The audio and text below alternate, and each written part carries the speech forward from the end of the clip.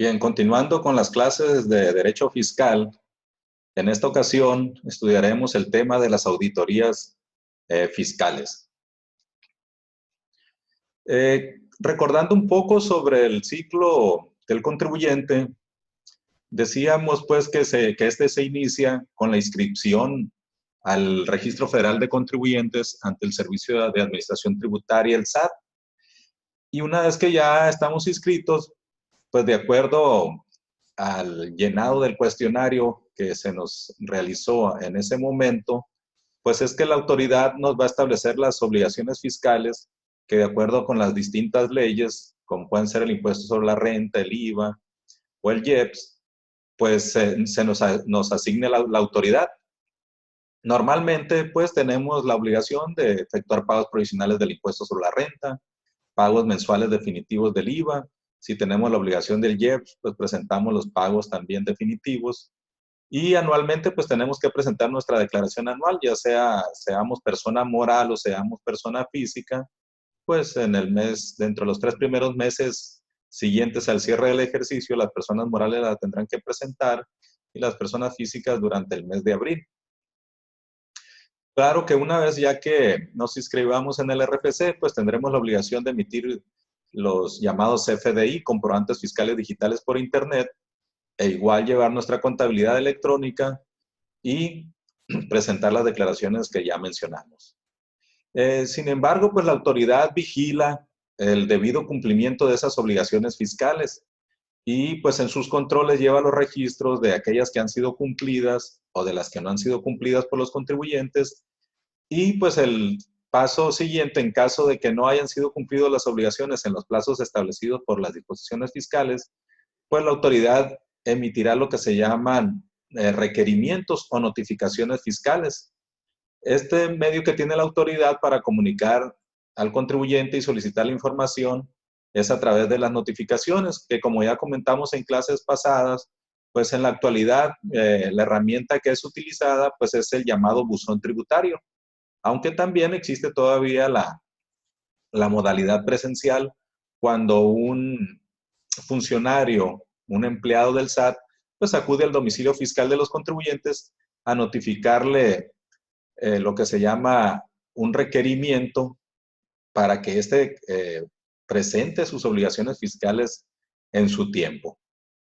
Claro que estas notificaciones pues tienen que cumplir con cierto procedimiento legal y que los documentos cumplan con los requisitos del artículo 38 del Código Tributario que más adelante estaremos analizando. Pero el tema que nos ocupa el día de hoy es el tema de las auditorías fiscales, que estas auditorías fiscales son actos de revisión que realizan las autoridades fiscales pues para verificar el correcto cumplimiento de las obligaciones fiscales de los contribuyentes. En primera instancia, pues la determinación de los impuestos le corresponde a los contribuyentes. Son autodeterminables, así lo señala el artículo 6 del Código Fiscal. Sin embargo, pues las autoridades fiscales tienen la facultad de revisar el debido cumplimiento de dichas obligaciones, que incluye tanto el pago correcto de las contribuciones como la presentación de avisos, de solicitudes y de las declaraciones en las cuales se efectúan dichos pagos. Pues la auditoría fiscal es un importantísimo elemento que contribuye a alcanzar la armonía y tranquilidad de cualquier país. Lo anterior se apoya en un simple y supuesto efecto. Imaginen qué pasaría si cada contribuyente pagara lo que quisiera de impuestos en virtud de que no existiera un órgano de revisión que se lo exigiera. Pues cada contribuyente iba a pagar lo que ellos quisieran o no iban a pagar nada, ¿no? Partiendo pues de que a una gran mayoría de las personas pues no les gusta pagar las contribuciones. Entonces, tal y como lo prometió el actual presidente en un principio cuando andaba en campaña, que decía que ya no iba a haber inspecciones, auditorías fiscales, que iban a ser al azar nada más.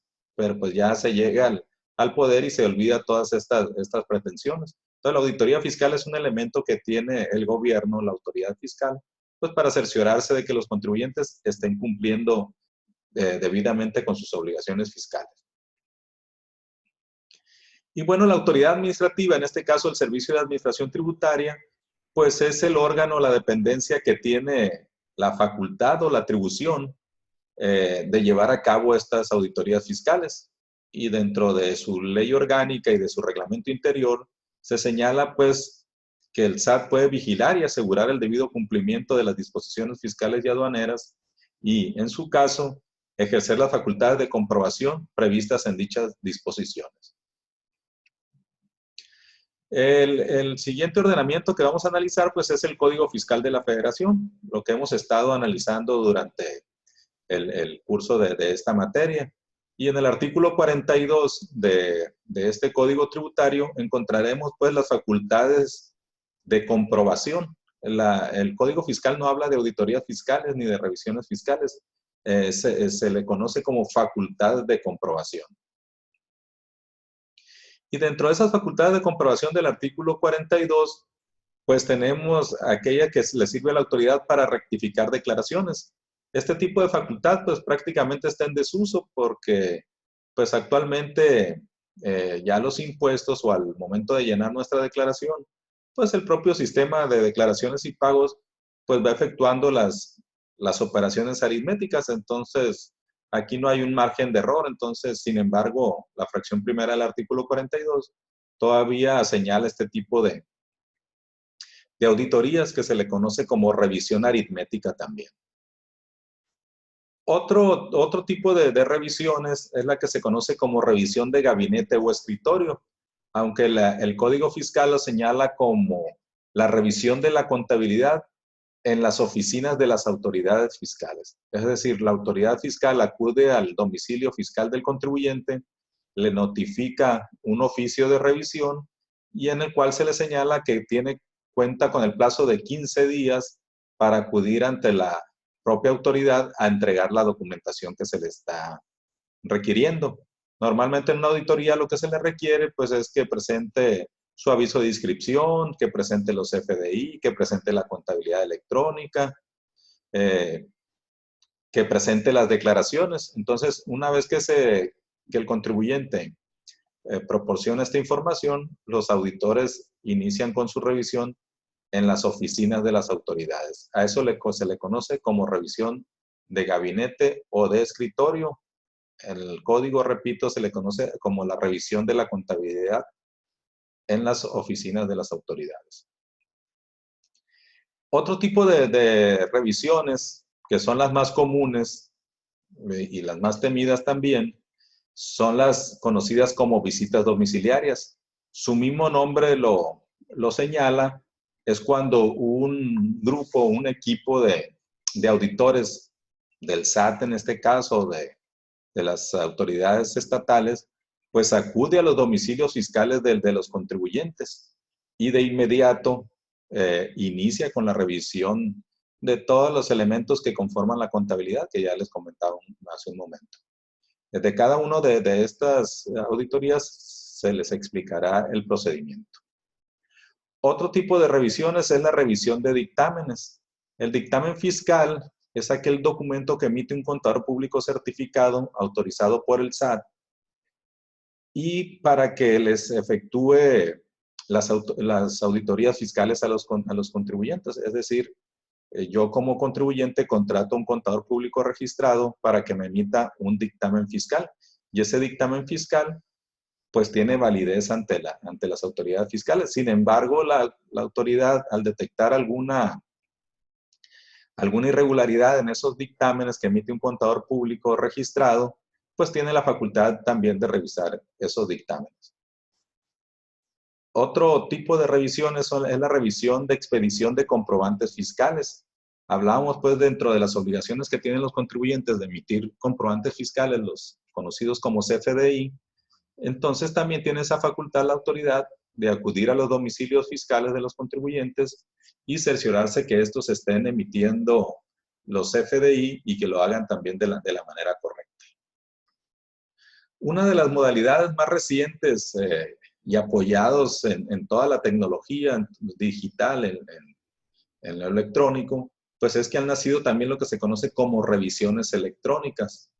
En las auditorías comentadas anteriormente, la particularidad que tienen es que el auditor fiscal acude a las oficinas de las al domicilio fiscal de los contribuyentes o solicita que se le lleve a las oficinas de las autoridades para iniciar una revisión y determinar si hay alguna irregularidad. En el caso de las revisiones electrónicas, es por lo contrario, se le emite un documento, una orden de revisión, así se le llama, al contribuyente a través del buzón tributario, donde ya se le señalan las irregularidades que la autoridad detectó previamente. Entonces, le envía la carga de la prueba, por llamarlo así, al contribuyente para que el contribuyente aclare esas observaciones que le está haciendo la autoridad. Esto se hace a través del buzón tributario. Y una nueva modalidad que no estoy incluyendo aquí en las diapositivas, que es un tipo de revisiones nuevas que se incluyó en la reforma del 2020, pero que entrará en vigor a partir del 2021, es la revisión a los asesores fiscales sobre los esquemas reportables, un tema que veremos por separado. Entonces, ¿qué tienen que hacer las autoridades fiscales o qué pueden hacer las autoridades fiscales? Pues pueden practicar la verificación física de toda clase de bienes. Esto normalmente se hace cuando se revisa mercancía de comercio exterior, es decir, mercancía que se importó, para revisar si está cumplido con el pago de los impuestos respectivos, de los permisos de internación a territorio nacional. También las autoridades fiscales pueden practicar avalúos para demostrar si los contribuyentes le están dando el valor correcto a ciertas actividades, a ciertos bienes también. También las autoridades fiscales pueden recabar información de otros funcionarios o de empleados públicos y de fedatarios, como pueden ser los notarios o corredores públicos.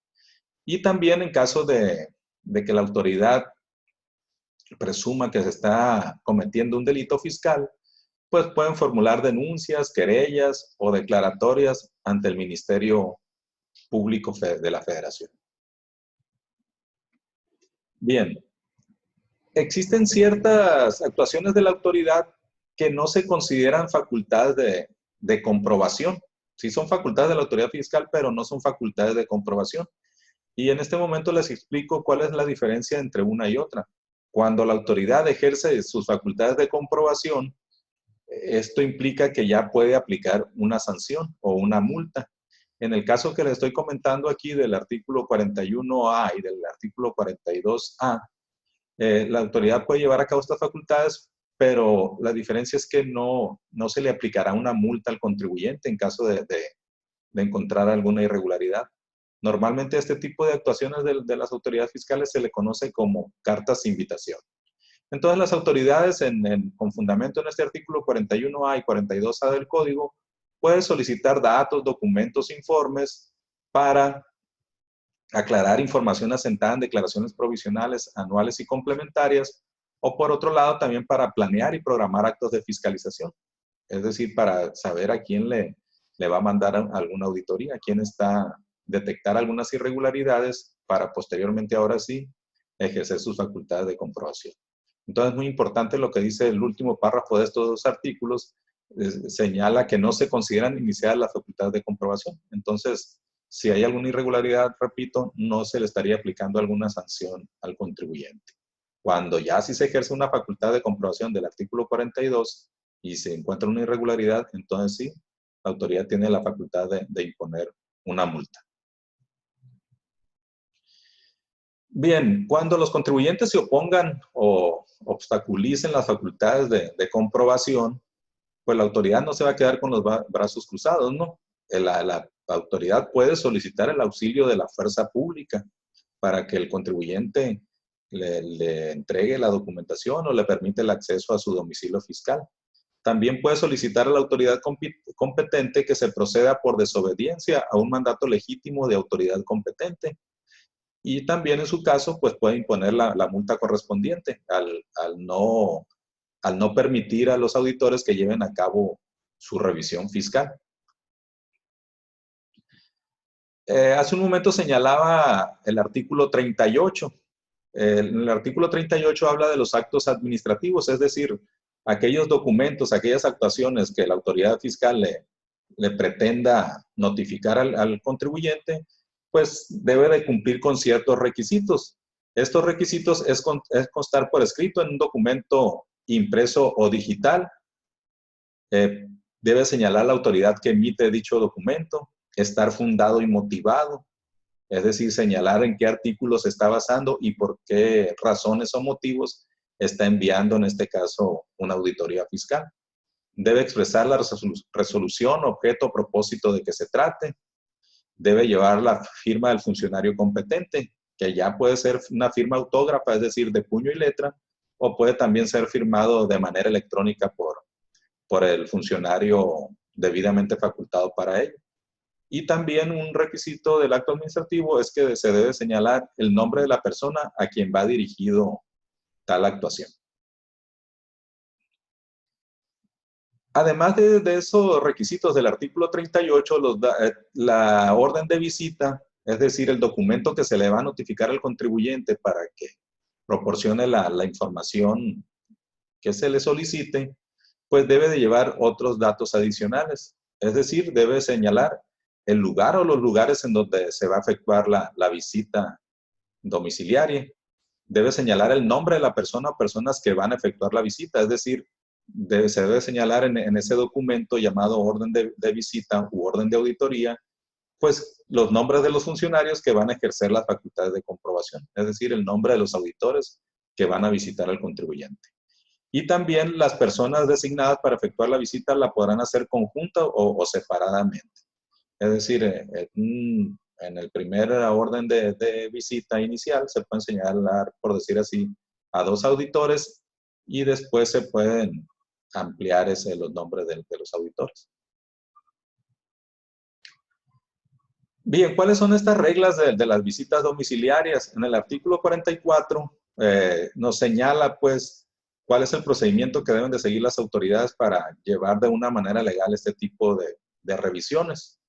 El primer requisito es que la orden de auditoría se tiene que entregar al contribuyente, al nombre del contribuyente que va señalado en esa orden de visita, o bien a su representante legal. Entonces, en primera instancia, no se puede entregar esa orden de visita a una persona o que no sea el contribuyente o que no sea su representante legal. Porque en caso de que no se encuentre el propio contribuyente o su representante, entonces los auditores fiscales le deben dejar un citatorio para que esperen a una hora determinada en la que se va a señalar en el propio citatorio y en el día también, el siguiente día hábil, para que el contribuyente o su representante legal espere en el domicilio fiscal para que reciba la orden de visita o la entrega de la orden. En caso de que al día siguiente, posterior al citatorio, la persona a la cual se le va dirigida la orden de auditoría no se encuentre, se le podrá dejar entonces a quien esté al frente del negocio visitado. Igualmente, cuando se entregue la orden de visita, se deben de nombrar 2 testigos. En primera instancia, los testigos los puede nombrar el contribuyente, es su derecho. En caso de que se niegue a nombrarlos o de que se nieguen las personas que están siendo nombradas, la autoridad fiscal podrá nombrar los 2 testigos sin que eso invalide la orden de auditoría. Igualmente, cuando se entregue la orden de auditoría, los visitadores, es decir, los auditores fiscales, se tienen que identificar. Le deben demostrar el documento emitido por su jefe superior y que esté facultado para ello, donde se diga que se le dan esas facultades de hacer la revisión. Y posteriormente se pueden sustituir las autoridades o los visitadores también. ¿Qué obligaciones tienen los contribuyentes auditados o los visitados? Pues deben de mantener a disposición de las autoridades la contabilidad, que es lo que se va a revisar, ¿no? Todo lo que integra la contabilidad, como ya lo vimos en el módulo correspondiente. La inscripción, las declaraciones, los FDI, la contabilidad, las declaraciones, cualquier libro contable, actas de asamblea, estados de cuenta bancarios, etc. Entonces, se debe permitir el acceso a los visitadores al domicilio fiscal para que verifiquen los bienes y las mercancías. E igualmente deberá poner a disposición el equipo de cómputo y sus operadores cuando se lleve la contabilidad en sistemas electrónicos, pues que es la modalidad ya, incluso por obligación, que se debe llevar de esa manera.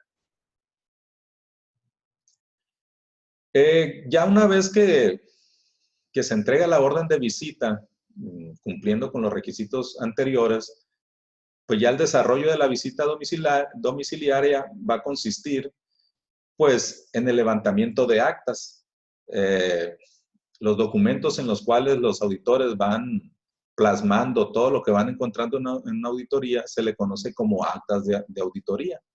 Hay diversas actas, ¿no? Hay actas parciales y hay actas complementarias. La verdad, no, a mí no me ha tocado ver ninguna acta complementaria, entonces estamos hablando de actas parciales y de un acta final, que con esta acta final es con la que se termina la auditoría.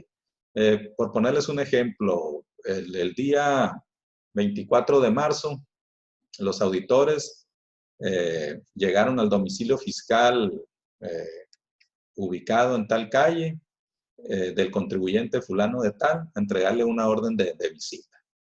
El contribuyente también se señala su nombre ahí y se le dice que se le requiere la contabilidad y que esta fue entregada. Entonces, esa pudiéramos decir que es el acta de inicio, aunque es un acta parcial, se le conoce como acta de inicio.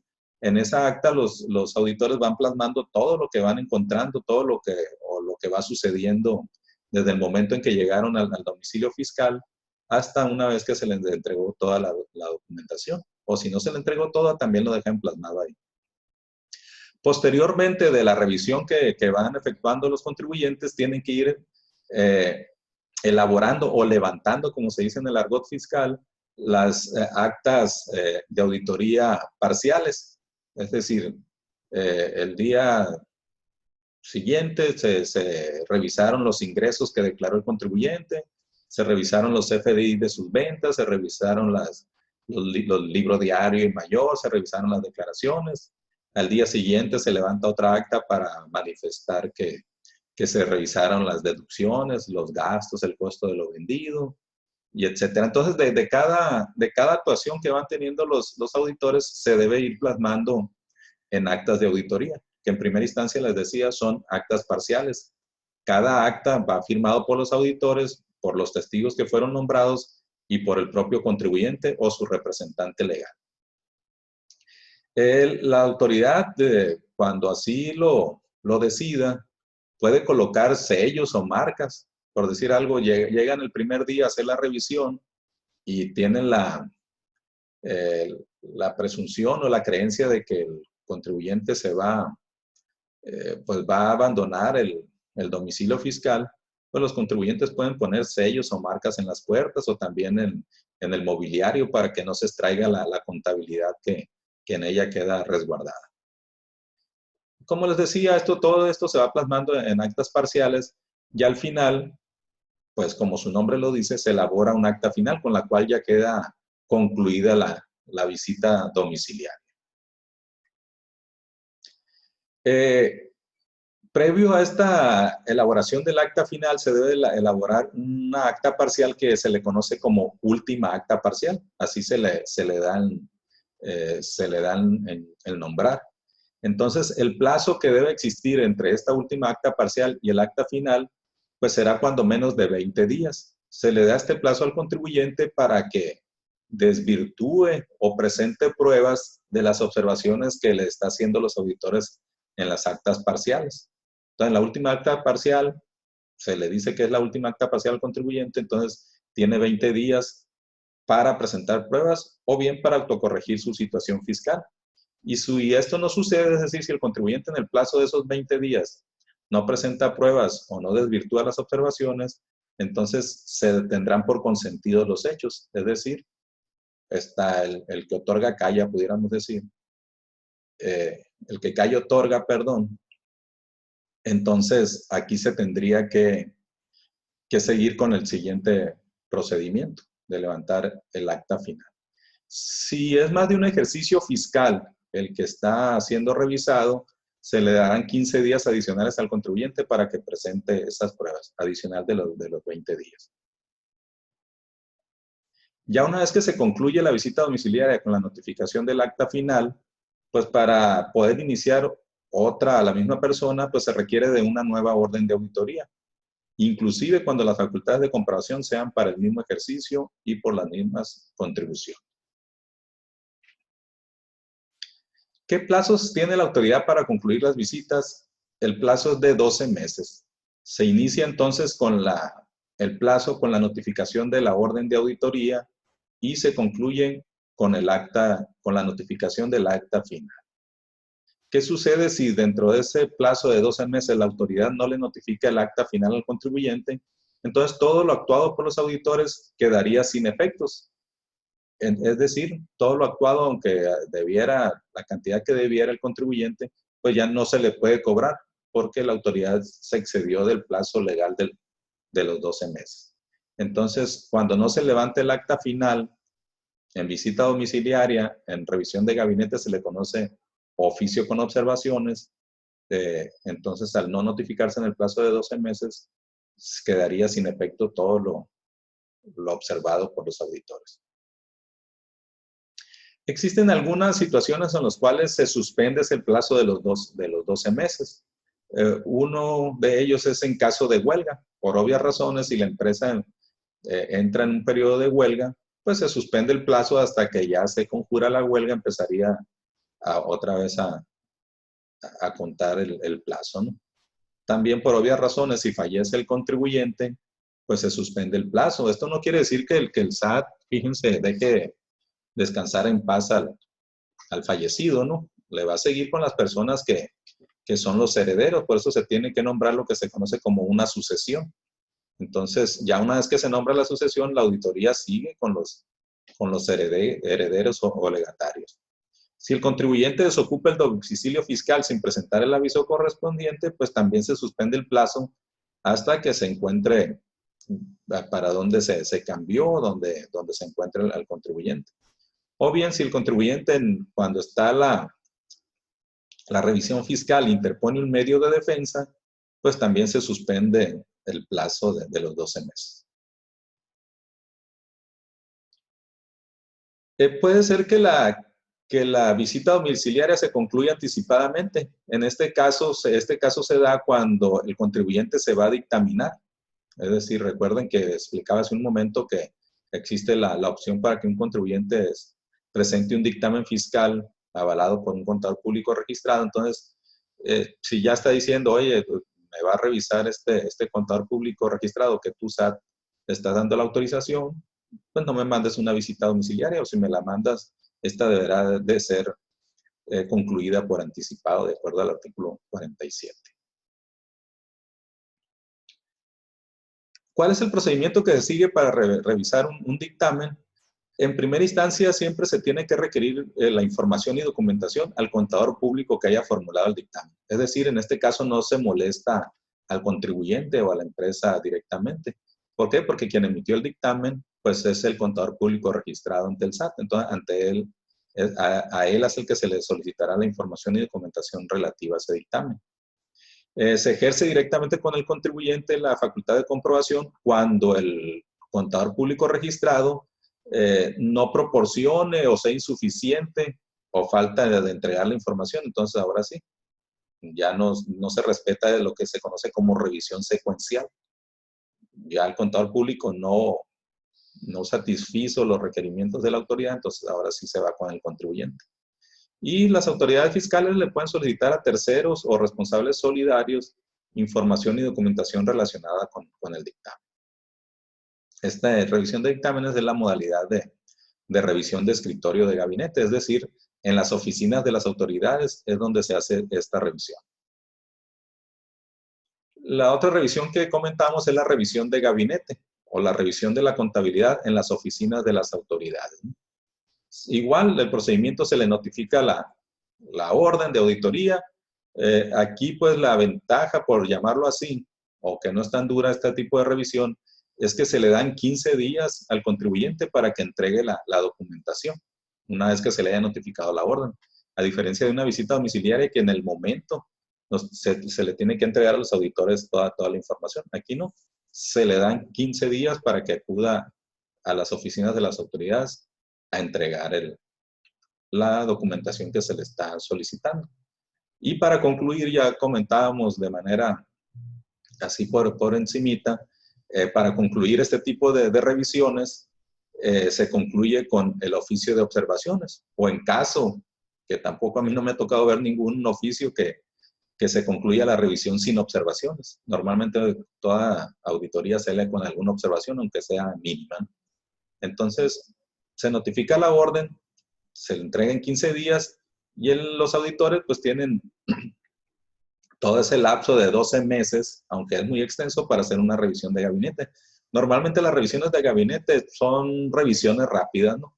Son a contribuyentes pues medianos o pequeños, no son a contribuyentes muy grandes. ¿Por qué? Porque resultaría impráctico, imagínense, revisar a una empresa muy grande y que lleve toda la documentación a las oficinas de las autoridades, pues se saturan ahí pues los ya de por sí pocos espacios que tienen los auditores para trabajar. Igual que en la revisión de visita domiciliaria, el contribuyente tiene un plazo de 20 días para desvirtuar las observaciones, una vez que ya se le notificó el oficio correspondiente. También, ya decía, se puede ampliar por 15 días más cuando se revise más de un ejercicio. Y de igual forma, si no se otorgan las pruebas o no se desvirtúan las observaciones, pues se tienen por consentidos los hechos por el contribuyente. Bien, al igual que en la visita domiciliaria, en la revisión de gabinete, se tiene la opción de corregir la situación fiscal. Es decir, antes de notificarle el acta final o el oficio con observaciones, se le invita al contribuyente a las oficinas de las autoridades para darle los resultados que obtuvieron los auditores. En caso de que el contribuyente acepte las observaciones que se le están haciendo y obviamente el pago que se genera de ese incumplimiento, entonces a eso se le conoce como autocorrección fiscal. Si no se autocorrige o no se desvirtúan las omisiones, entonces sigue un procedimiento posterior, ya que es el procedimiento final, que se le llama la resolución liquidatoria, o es una resolución, un documento en el ya que se le determinan las contribuciones omitidas. Porque tanto en el acta final de la visita domiciliaria como en el oficio de observaciones de una revisión de gabinete, ahí no se le dice al contribuyente cuánto es lo que debe. Se le hacen las observaciones como su nombre lo dice. Es decir, oye, me declaraste ingresos de menos, pusiste declaraciones de más, me declaraste en cero. Se hacen esas observaciones. Pero ya cuando se le va a dar a conocer al contribuyente cuánto debe de impuesto, cuánto es de actualización, de recargos y multa, el documento se le conoce como resolución determinante o la resolución liquidatoria.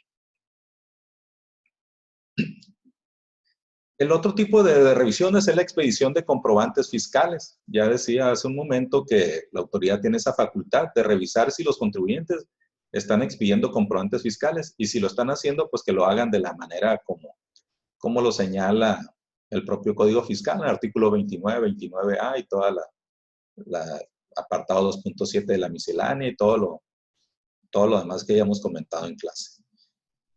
La característica que tiene este tipo de revisión, pues por obvias razones se lleva a cabo en el domicilio fiscal del contribuyente, o en su establecimiento, en algún puesto fijo o semifijo, sucursales o en locales.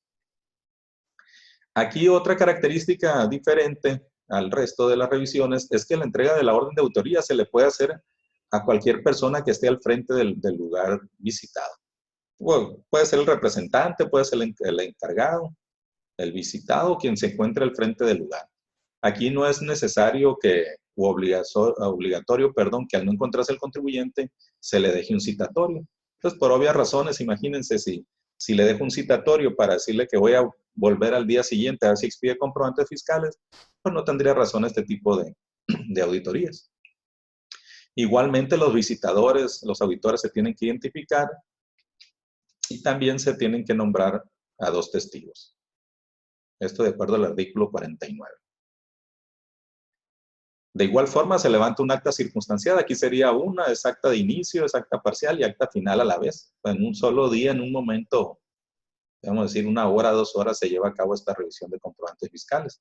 Si el contribuyente se niega o la persona encargada del establecimiento de la empresa se niega a firmar el acta, esto se hará constar en la misma y esta no efectuará, perdón, sin efectuar la validez de la misma.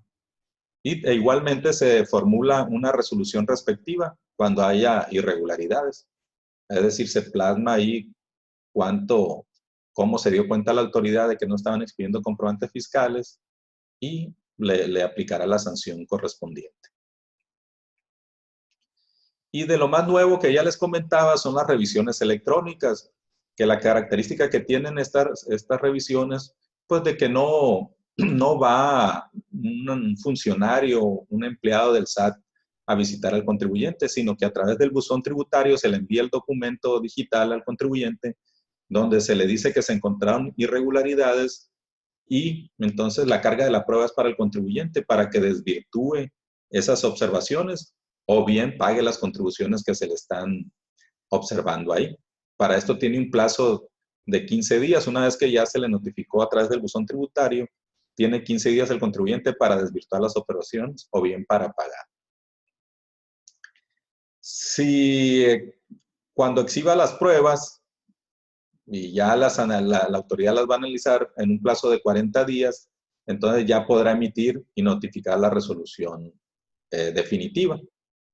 De entrada, lo que se le notifica al contribuyente es algo que se le llama oficio de preliquidación, que en caso, como les decían, de no desvirtuar las pruebas, de no desvirtuar las observaciones o no presentar las pruebas, ese oficio de preliquidación ya se convierte en un oficio de liquidación definitivo y entonces el contribuyente tendría que pagar estas contribuciones o bien interponer el medio de defensa que corresponda.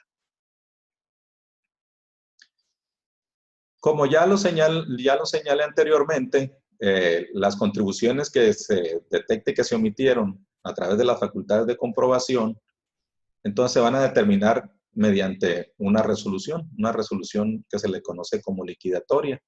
Se le debe notificar personalmente al contribuyente y la autoridad tiene un plazo de 6 meses.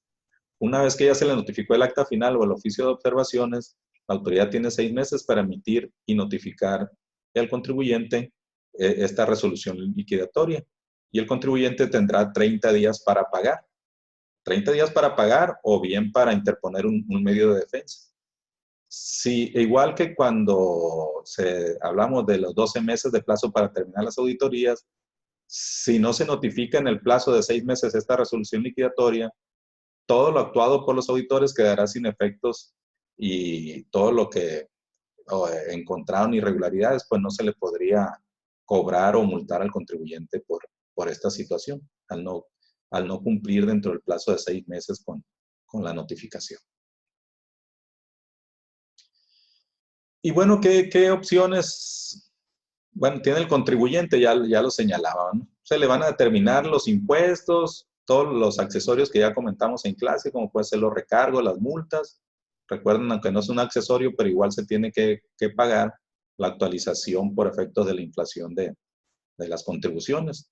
El contribuyente tiene que pagar dentro de esos 30 días o bien solicitar lo que se conoce como pago en parcialidades. De acuerdo al artículo 66 del Código, la autoridad puede otorgar hasta un plazo hasta de 36 meses para pagar al contribuyente. Claro que aquí hay restricciones, ¿no? Por ejemplo, si lo que dejó de pagar el contribuyente es un impuesto al valor agregado o retenciones que se le hicieron a terceros, aquí la autoridad no va a otorgar ese pago en parcialidades. ¿Por qué? Porque ese dinero ni siquiera es de él, se lo cobró a un tercero y se lo tendría que haber enterado al fisco. Entonces estamos ante el impuesto sobre la renta, en caso de que haya una contribución una contribución omitida por este impuesto, que se pueda autorizar hasta en 36 parcialidades. Bien, hasta aquí vamos a dejar por el día de hoy esta clase. En la próxima hablaremos de la Carta de los Derechos del Contribuyente Auditado. igual de los medios de defensa que pueden interponer los contribuyentes cuando no estén de acuerdo, pues con las observaciones que le hayan hecho los auditores en las actas de auditoría, acta final, oficio con observaciones o su resolución liquidatoria. Muchas gracias.